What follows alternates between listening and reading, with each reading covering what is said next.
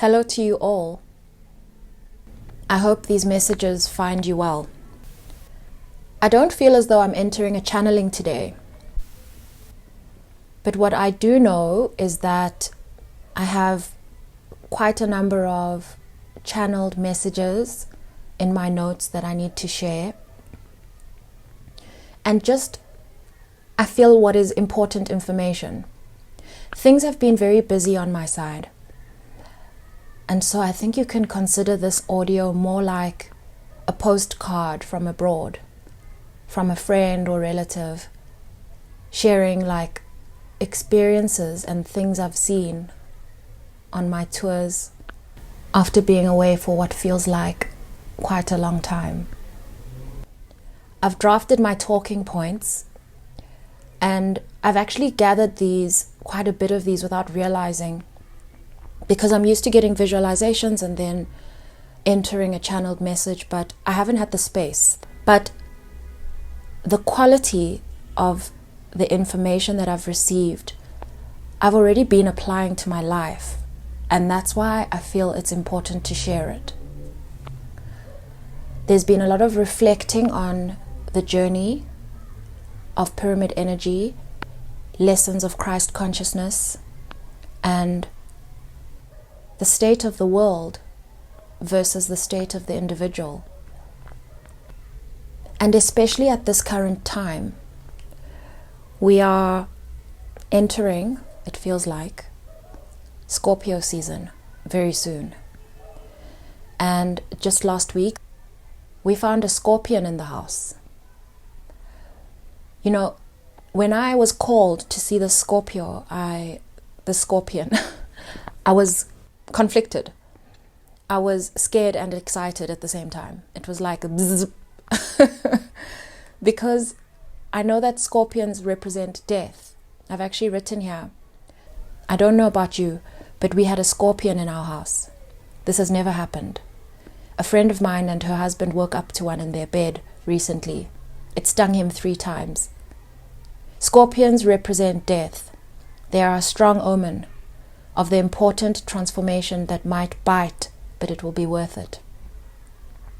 And I've actually left the dates of all my downloads that I'm going to share. I take notes on here for you to have a look at, numbers and things like that. The next download was actually on the same day. Yeah, so I wrote this note shortly before. These darlings live in my sister and friend's garden. She reminded me that this time last year, they bloomed out of nowhere when she didn't even know they were there. It's been a year, and they've had to spread them into other pots and as gifts to make room for them. In the second pot, they've actually blended into one flower, like they created a signature of themselves, pink and white. I didn't take a video of these ones, but it's a magnificent blend. Is this even possible? There is a lot of wisdom in the story of these flowers. A moment to appreciate one's nature and progress in the company of it. I didn't realize when I was writing this that perhaps I wasn't actually writing about flowers. I realized that this very much applied to my own work, and it sent me into a reflection of my past year. Because the start of pyramid energy is basically a way that I expanded and grounded into things that began last year. It was like a season. And with all these dates that I've been seeing, there've been a lot of numbers, like 1s, 4s, 8s, 2s. And what I'm seeing is like a progression to the number 8, which represents infinity. 1 being the beginning. When it doubles, turns into 2. When that doubles, it turns into 4. When that doubles, it turns into 8. And so what I'm seeing is this portal we're moving through that is doubling our progress. This momentum has already started building. And this is something that is happening inside and outside right now. And what I mean by inside is that it's up to the individual to connect with the realness of it, to bring it into reality. And what I mean by the outside is that there's already evidence on the outside of these things taking place. But by that I mean things that maybe you thought of, or you asked for, or you thought were crazy. These things are blooming. They're starting to bloom. The buds have opened. And so they require watering, that kind of thing. And so maybe they're not fully fledged and complete yet, but you have proof already that the seed you planted has life in it and growth in it. And that faith, that's kind of just reinforcing what you already see. That faith is what's going to multiply it. And obviously after receiving this specific, I'd say download now because I wrote something that I wasn't aware I was writing, it's helped me reflect on where I have the opportunity to decide how and where I spend my energy, what I want to see grow, what matters, all of these things. And it's also helped me reflect on the events of the past year, whether that is dreams, visions, things that I've actually seen come to life. Because what those do is they take the things that I've seen not yet come to life and put them in a new reality for me, where I realize that they're not just possible, they are going to happen. So that's now not in a state of faith, but a state of belief. Just yesterday I was watching a video by The Alchemist. I was trying to multitask and it makes me so tired, but I did it. And she was talking about the Mandela effect and how certain events can be remembered differently by different people. I'm not defining this perfectly. I'll link the video below. But it was her latest one, I think. I don't know. But she explained how quantum physics regards it a certain way. But then she explains that it's a frequency that actually transfers this one remembrance or memory into a different place of reality. And I hope I haven't butchered what she said, but if you're still with me, I realize now that transferring some of these things from faith to belief is where it's real. Belief is where it becomes real. So it's no longer something where, well, if that dream comes true, it's more, while so many of my dreams have come true, that one must be true too. So now I'm talking about when, no longer in the if zone. And so I'd like you to take this and look at your relationship with yourself and where you've applied limits on yourself, because I've been deep in consideration of my own self-limiting beliefs. And partly the reason why I've been quiet, I've been very much in my head, but not in my head in the negative circular sense, rotational sense. I mean using my mind to apply myself practically to be able to process past trauma, past behavior or current behavior, to question it, like self-inquiry. I've been in a state of self-inquiry to heal these things and unpack them, because I've always said awareness is a healer. Once you become aware of something, the work is actually already done.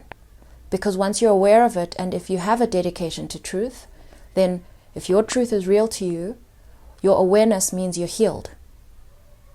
So something where you used to show up a certain way, once you see the truth of how you're showing up and the truth of what's actually going on, and taking those rose-colored glasses off in terms of what you were telling yourself versus what actually is, you naturally will respond differently the next time.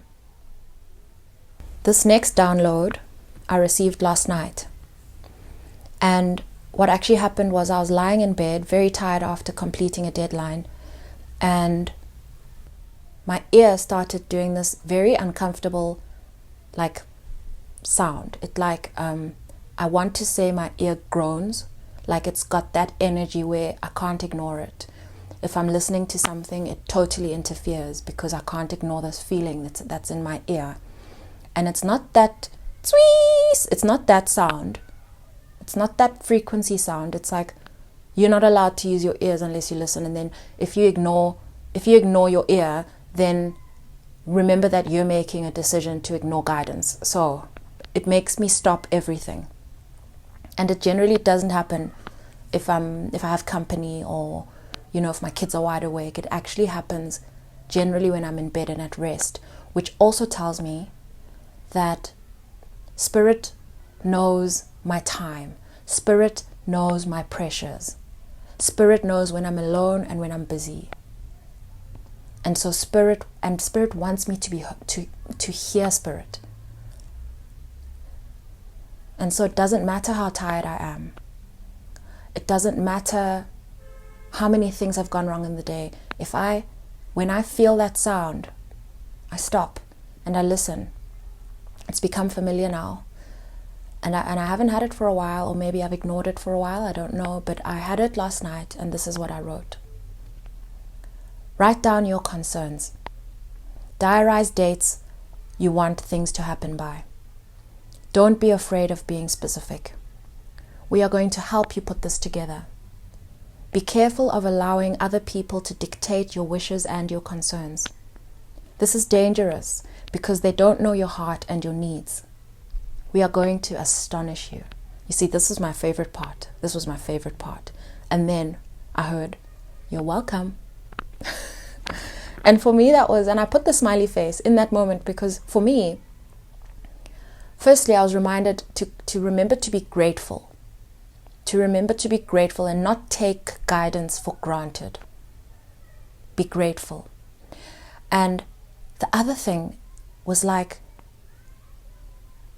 this morning, you know, I had a meeting, a very important, crucial life meeting this morning. And I thought I had prepared. I thought I'd prepared enough.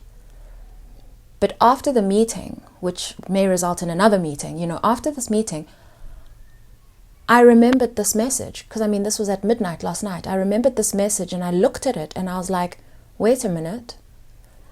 Those are my instructions for this. And so there I am. I'm in this, like, surrounded by chaos, lots of things happening. I've got my daughter's school project hanging over my head. I've got deadlines. And I miss pyramid energy. I've got all this stuff happening. I'm on less sleep than usual, although the sleep is of a higher quality than usual, I must say. But here's this information. Here's this information that's come in. I didn't get time to meditate yesterday. And I don't meditate every day. That's the other thing I want to share.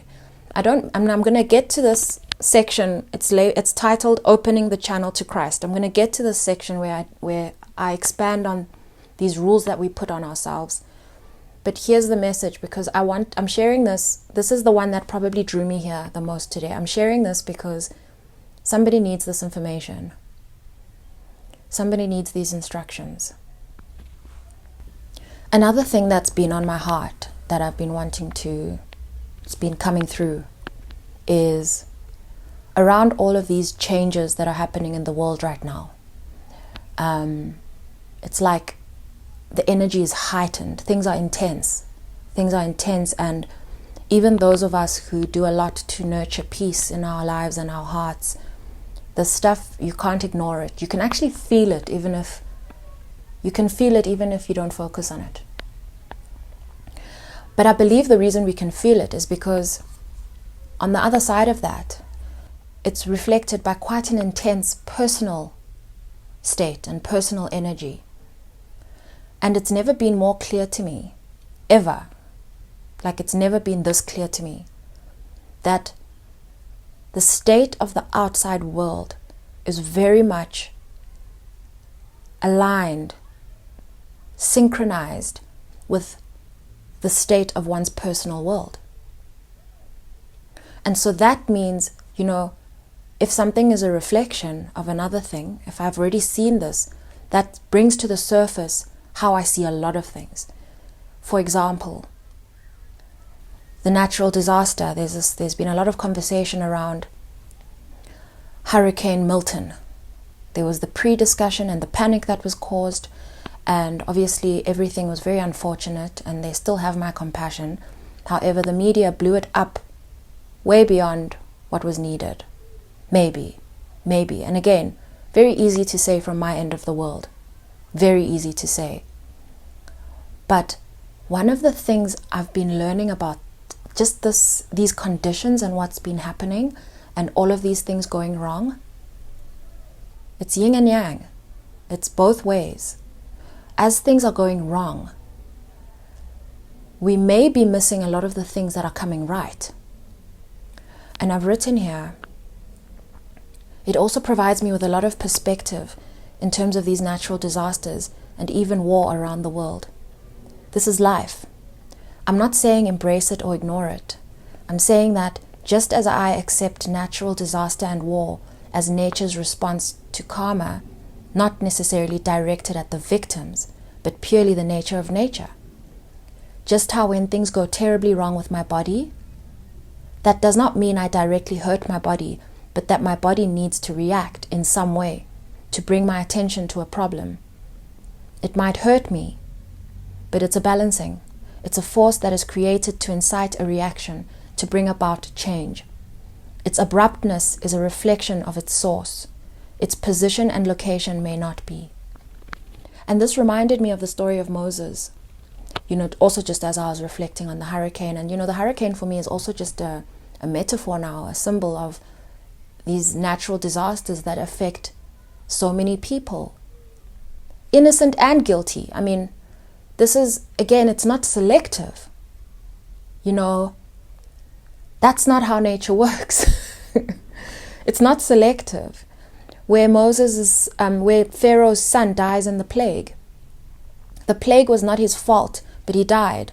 So the position and location of the disaster or tragedy may not be a reflection on the victim, but the source. So when bad things happen, when good things happen, we need to remember that they happen for a reason. And there's this song that was playing this morning in my head, and it's everything happens for a reason. And I know it's a cover of someone else's song, I don't remember, but I mean, the remix is just, it's that line repeated, and it's true. Everything happens for a reason. And I think this is important, this reflection is important as we contemplate. I go through the comments all the time, and I haven't even touched on a big thing I want to say about the comments, but when I go through the comments, I come across comments where, I want to help, but I realize it's not my position to help. A lot of the content I do, the way I share is as much as I can, and I cannot hold, even that, I can't hold responsibility for its effectiveness. I have hopes, but again, I can't hold the responsibility. But there are times I come across a comment or another one where there's a sense of externalizing negative events and externalizing our power, like whether it's our relationship with freedom or if it's our relationship with, choice, free will, even things that happen to us, that people do to us to hurt us. We become victims. And we completely miss the lesson and what is there to be given to us. Because when someone takes something from you, you're actually given something. And I know this because I've seen it in my own life. There are things that I used to feel so beaten down about. How could this person do this to me? After everything I did to them, whatever, whether it's a friend or an ex or a colleague, how could they do this to me? And we forget of the reciprocal nature of action. So, when someone takes something from me, I will get my gift quicker if I accept that there's a lesson in it. because immediately that thing becomes transformed. It's transformed. All of the gifts that I have to share here with you, and I'm telling you this from my heart, all of my own gifts that I share with you are a direct result of things that have been taken from me. And I'm not here creating a negative, another self-limiting belief where I'm like, yes, attract bad things so that good things can come. I'm not saying that. But those are the biggest gifts, the things where you never have asked for this, you didn't want it to happen, but it happens anyway. And instead of becoming the victim, you become a receiver of the space that has been made from that. The space that has been made from that. And this last part is some stuff I just want to share around my relationship with Christ consciousness and things that I've learned along the way. I used to be afraid of actually sharing this because I was afraid of being wrong about it and then getting beaten with a stick, almost being punished for being presumptuous. But today I feel this is something I need to share. I've watched quite a few videos now, not that many, and I'm quite selective about these videos just because I do believe content to an extent can distort my relationship with my channel. And again, this is distorting my relationship with Christ consciousness because it's filling the space in the channel that needs to be cleared for Christ. And I'm going to use this word freely, and I'm assuming that by now, at least when I'm talking, when I talk about Christ, this is not to exclude Jesus, not at all, but it's around at least isolating the concept of Christ without clouding it with anything around Jesus which might alienate people, because I really believe that this has been stolen from us. It's been stolen from humanity through the distortion of words, and many things have. The other day I posted a video on Freemasonry, and I've got to know the audience quite well.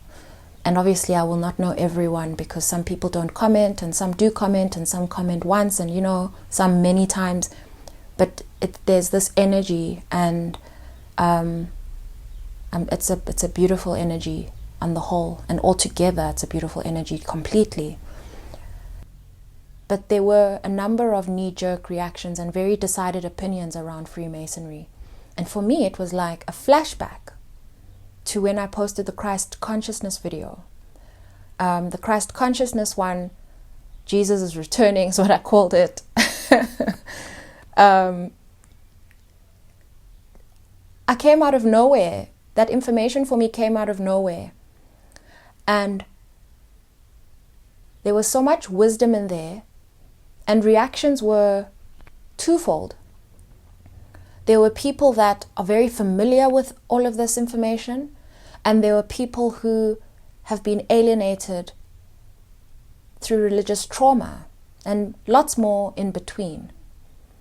But I found those same principles playing out on this Freemasonry topic. And what I want to point out, the biggest theft to humanity has been the theft of our freedom. And our freedom holds, what is more important than freedom? I sound like those people who think the only thing that's important is freedom, but maybe I am, okay? But freedom means if you want to practice magic, that should be up to you. But now the word magic has been completely distorted. Like, you say magic to someone, they're already thinking black magic, dark magic, they're thinking all these things, witches, they're thinking all these things. without considering that magic is the result of a nurtured skill that is able to transform life on earth. And by life, I mean anything, everything. That's magic. With no apparent logical and tangible evidence or reason. That's magic. And I see it in terms of my relationship with society. I've had to heal what they call a witch wound. I've had to heal that to be able to clear my channel for Christ consciousness. I think this channel and relationship with Christ consciousness is an ongoing one. It's an everyday one. It's like an every minute one. It's just that there are minutes I've forgotten and I'm not conscious, or I'm not, it's ongoing. It's constantly reminding you to be at peace. It's constantly reminding you to not clutter your space, your energetic space. And so I've had to heal the wound in me that retains all these negative opinions on what magic means and what tarot card reading means, all these things. I've had to heal myself through undoing other people's projections that stopped me from accessing my power.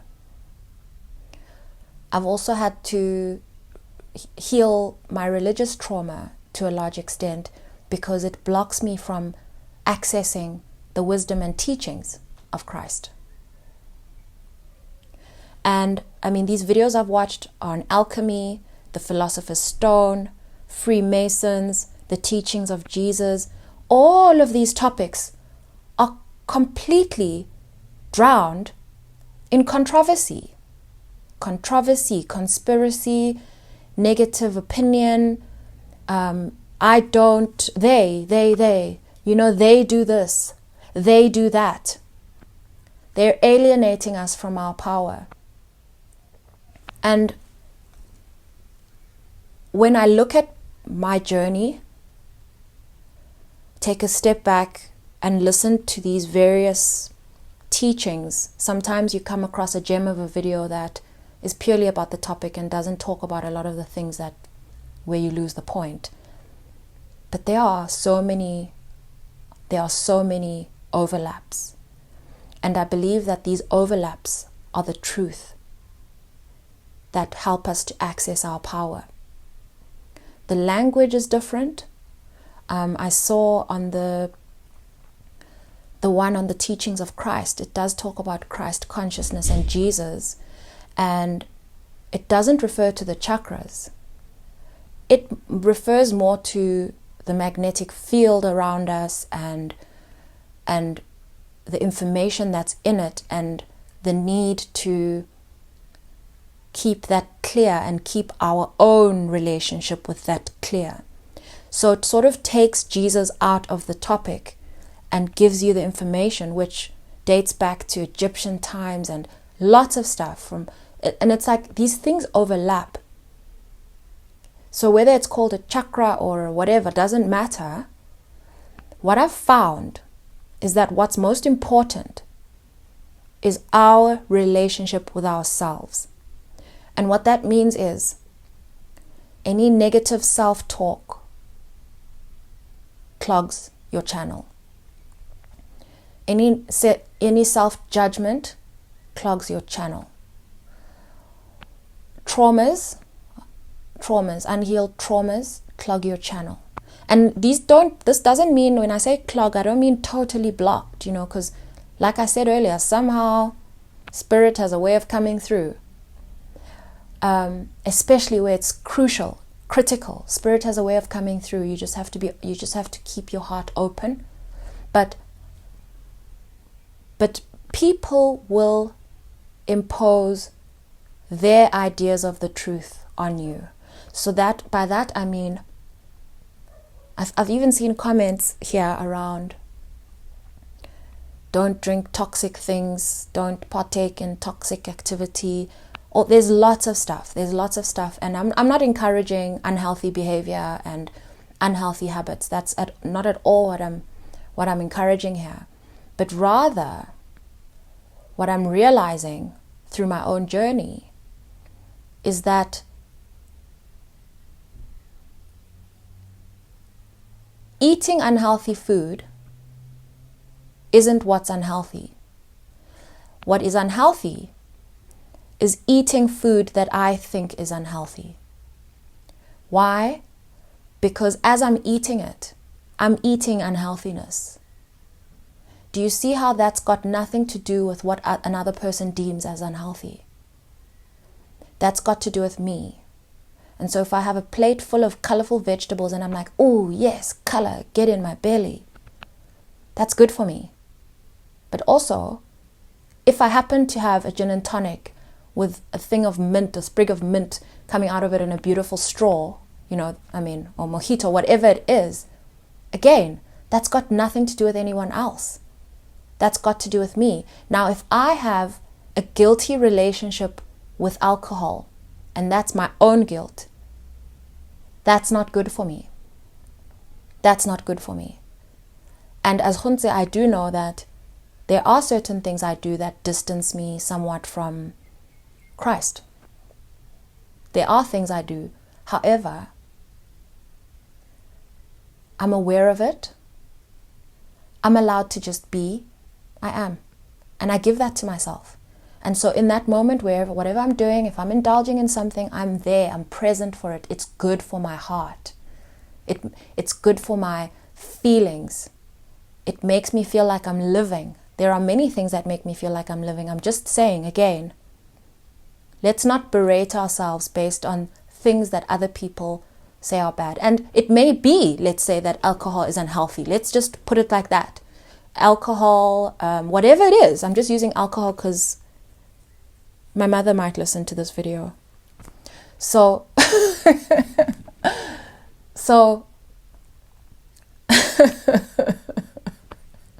I'm laughing because I just heard honor thy mother and thy father. Yes, so I'm just saying that it's more these unhealthy feelings and thoughts that clog the space.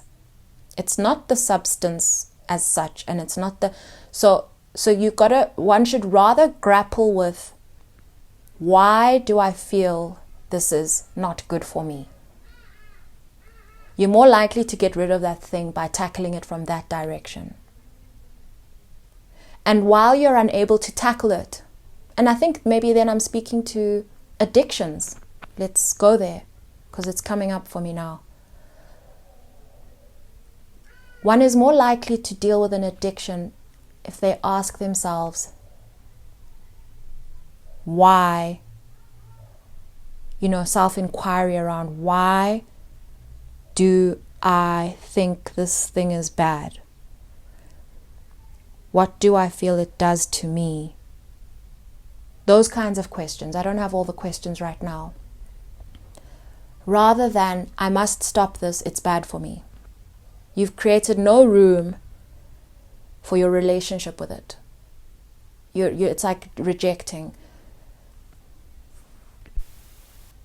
And so this very much is around keeping your field clean. Your field. And your relationship with yourself, that's what's in your field. And again, people have all these practices for blocking stuff from their field, all of that. But essentially, if you've filled your field with all that is good, it becomes harder to penetrate. It becomes harder to penetrate. There's so much goodness going on. It becomes hard to penetrate. And again, I'm not moving towards perfection here. This is stuff I'm coming to know. And I'm watching it happen. Because one would assume, based on what is said a lot and taught, that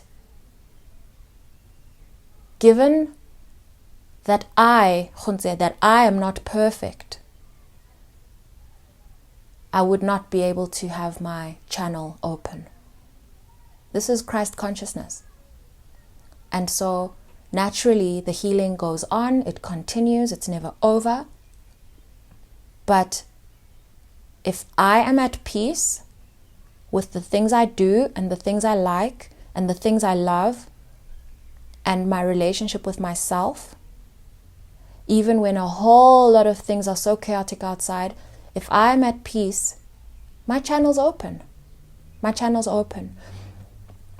And so I'll just share here what I wrote. I said, keep your field clean. Not your environment, not your circumstances, your relationship with yourself, who you are in this moment. There are so many things that these pockets of knowledge hold. I believe that where these pockets of knowledge overlap is the truth. So I want to say, keep your heart and mind on the truth. And the only version of that matters is yours. Don't be derailed, not by anybody else, and also not by your mind or your ego. And sometimes you will be. When that happens, keep your heart open, because it will call you back. I'm so glad I took these notes. That was 37 on the clock, and I know I'm going to edit this because I took a couple of breaks just in between to get my thought process right. But I'm so pleased I've been taking notes this week, because this is the first time I've approached something like this, and it all feels like somehow it ties in together. A friend pointed out to me that we're moving through a portal, and tomorrow is a full moon in, is it a full moon in Aries? And he mentions, obviously, on the back of the Libra season, that this is a balancing of scales. And so balance has never been more forefront for me. And so the biggest lesson that's coming through today is, while we're surrounded by so much tragedy and misfortune, we are invited. Oh, now I'm going to sound like a preacher. I'm going to say it. We are invited to deepen and widen our relationship with Christ, no matter the circumstances, no matter the surroundings, no matter the events, because there are instructions that are available to us that help us to traverse treacherous waters. And when we're in a good space, we're given the opportunity, the gift of just reveling in that energy and of praise and gratitude. And it counts, because those times where we're celebrating our relationship with Christ, in times where we're celebrating this relationship, we're actually building our currency. We're building our currency, because when things start to take a turn, I'm remembering another download. When things start to take a turn, we're actually already elevated. We're safer. We're safer because we know we're safe, because we've built a relationship. That relationship cannot only be there during good times. It's there for both. It's there for both. And this specific download relates to, I got it yesterday, it relates to the instructions that I got. But my tummy started turning, like the way it does when a pilot suddenly changes direction, or like the angle while flying. And so then I saw this plane with its wings turning, dipping over one side and turning and changing direction. And it's like a rerouting of the ship, of the aircraft rather. It's like a rerouting, but also I saw this sense of like the pilot, when a pilot does that, it's always been for me as though they're showing off. They're showing off. And so in this rotation, in this pivot, in this turn, where you might feel nervous, it will get to the water in your stomach, it will get to you. But enjoy the view. 1, enjoy the view. 2, let God show off. In the worst of times, let Him show you the best of His work. That came in strong yesterday. And so yeah, this is 41 minutes, but it is like a week of channeled messages. So, oh yes, this was actually the first thing in my notes. And that is gratitude for this community. Often we're told that we shouldn't rely on other people's encouragement to carry us through. But what I've learned is to accept and be grateful for this encouragement that I receive on this channel. It goes really far. And this isn't so much to encourage you to encourage me. It's just gratitude, because I realize how valuable it's been for me. You know, to hear words like, I believe in you. Those words, I mean, that means that the belief in me is shared. It's not just me that believes in me. And to even just express that, all of the encouragement I've received here has gone very far. And I receive it graciously. Thank you. I am sending you all love and a wish that we're able to see everything and take everything in its contrast, because that's what gives it texture.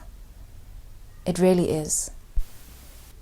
And actually, some of these things, you know, like, you can't make it up, some of the stuff that happens. It feels like a movie. It sometimes feels like a movie, and especially now. But the difference is that, like, the TV is in front of me. I'm watching the movie. It might look like me in the movie, but I'm sitting next to God, and we are watching this movie. That's how I feel. Sending you love.